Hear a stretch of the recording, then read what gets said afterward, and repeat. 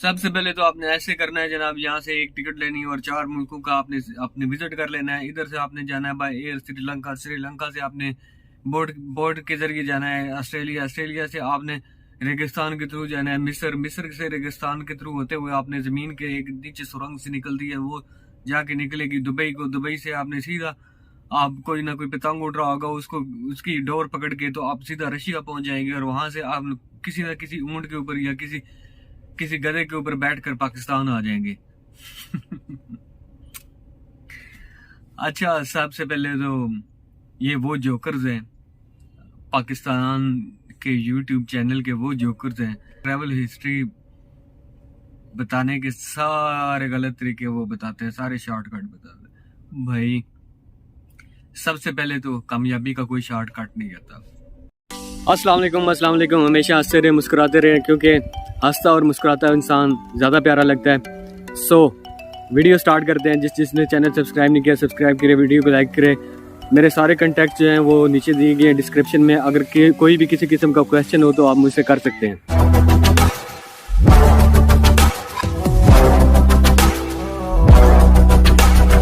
अस्सलाम वालेकुम। आप देख रहे हैं शानी ट्रैवलर। इस वक्त मैं बड़े इंपॉर्टेंट टॉपिक के साथ आया हूँ, क्योंकि कुछ ट्रैवलर कहते हैं ना, आपने ट्रैवलिंग चैनल की वीडियोस देखी होंगी ना, आपने एक टिकट लेना है और आपने 5 मुल्क जो है ना वो घूम फिर के आ जाना है। होता ये है कि अक्सर जेल में जाते हैं और अक्सर जो उस ट्रैवल हिस्ट्री के ऊपर अप्लाई करते हैं तो ऑब्जेक्शन आ जाता है। भाई सिंगापुर, मलेशिया, थाईलैंड, अजरबैजान, ये सबको रट चुके हैं कि यहाँ पे जो है ना वो आपने बनानी होती है ट्रैवल हिस्ट्री और सारा कुछ करना होता है। मैं आपको वो चीज़ बताऊंगा जो हकीकत होगी।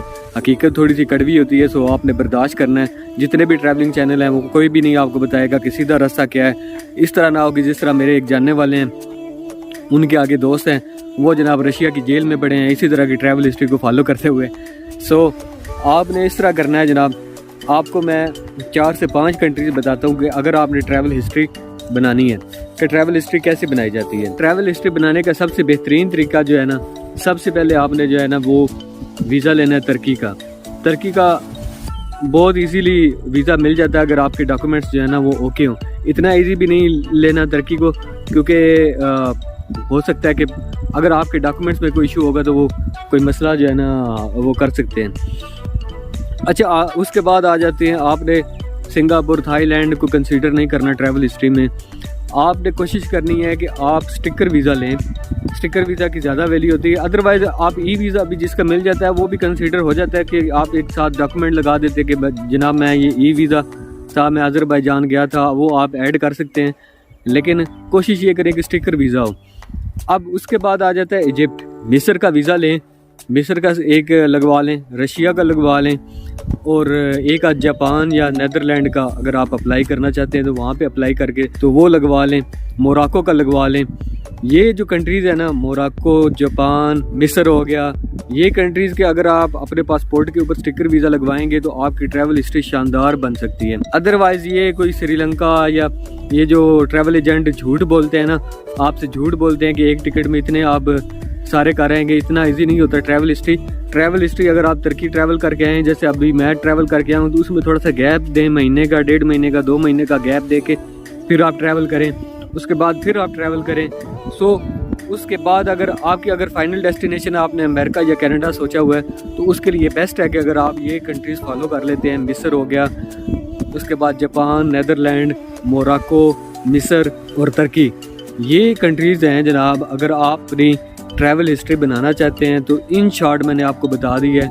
क्योंकि मैं आपको एक वाक़या बताता हूँ ना, जो जानने वाले दोस्त के साथ हुआ है। उसने भी ऐसे किया कि यूट्यूब से देखता रहा कि जी मैंने ट्रैवल हिस्ट्री बनानी है। वो ट्रैवल हिस्ट्री के चक्कर में अब रशिया वाले ये करते हैं कि वो आपको इमिग्रेशन पे रोक लेते हैं। जब वो आगे देखते हैं ना किसने ये आगे वाले ममालिक में भी आगे ट्रैवल करना है, तो जैसे वो देखते हैं 3 से 4 वीज़ा, तो वो शुकूक को शुबात में पड़ जाते हैं, वो शक में पड़ जाते हैं कि पता नहीं इसमें कोई कुछ चीज़ फेक हो सकती है। जो अगर आपने रशिया जाना है तो रशिया ट्रैवल करके रशिया से फिर वापस आएँ तो वो बेहतर है। अगर आपने यूरोपियन कंट्री के लिए अप्लाई करना है तो फिर वहाँ से आगे अप्लाई करें, लेकिन यहाँ से आगे मज़ीद कोई आगे प्लान ना करें।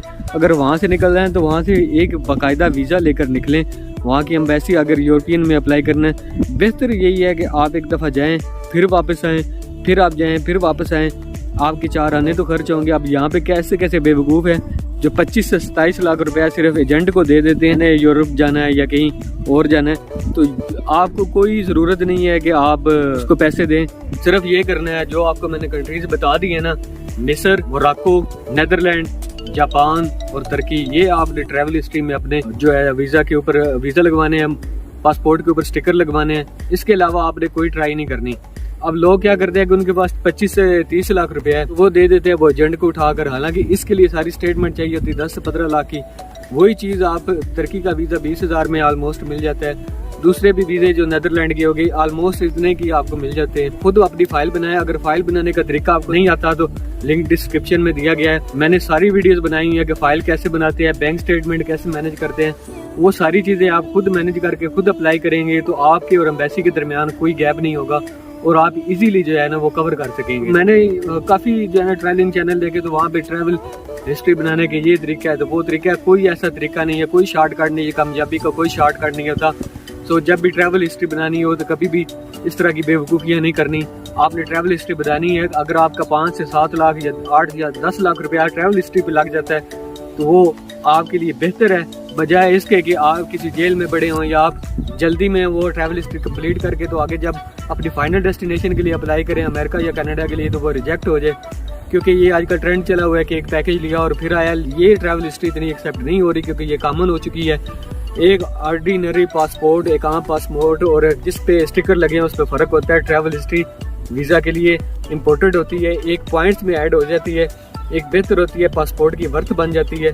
बाकी फ्रेश पासपोर्ट पे भी लग जाते हैं वीज़े, लेकिन अगर आप ये तरीका अपनाते हैं तो ये तरीका सबसे बेस्ट है। अगर आप अमेरिका या कनाडा डायरेक्ट अप्लाई नहीं करना चाहते, आपको अंदेशा है कि मेरा रिजेक्ट हो जाएगा, तो आप इस तरीका कार को अपनाएं, 5 से 7 लाख रुपया लगाएं, 1-2 विजिट भी करें, तो विजिट करने के बाद डायरेक्ट अमेरिका या कनाडा अप्लाई करें।